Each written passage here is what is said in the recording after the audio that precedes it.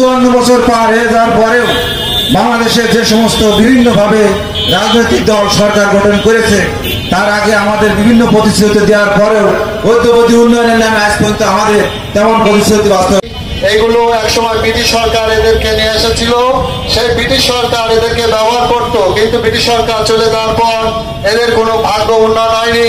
তাই আমরা চাই আদিবাসীদের পক্ষ থেকে বনবাগদি এবং অন্যান্য সম্প্রদায় এরা যেন আদিবাসীদের মর্যাদা পায় এবং থাকা মাথা গোঁজার ঠাঁই পায় এবং জলচিহ্নভাবে এরা বসবাস করছে, এদেরকে স্থায়ীভাবে বসবাস করার জন্য সুযোগ চায় এবং এদের ছেলেপিলে যেন সুশিক্ষায় শিক্ষিত হতে পারে, এটাও আমার দাবি।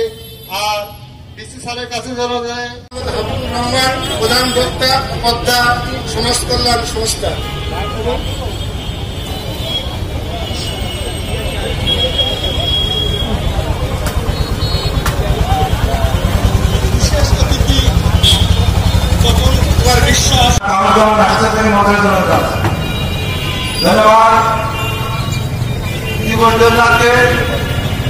বাংলাদেশ আদিবাসীদের যে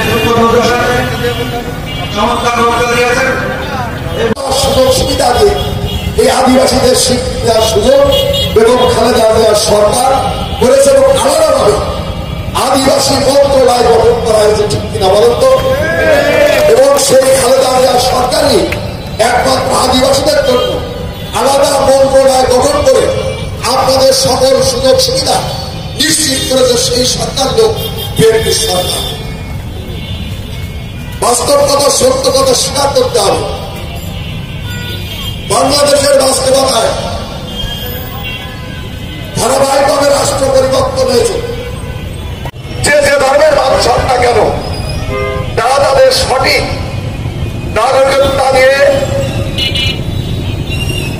মাথা উঁচু করে উন্নত চিত্তে আপনারা আপনাদের সমস্ত কর্মকাণ্ড পরিচালনা করবেন। সেখানে আমরা আমাদের দল এবং আমি আপনাদের সবসময় পাশে আছি এবং পাশে থাকব।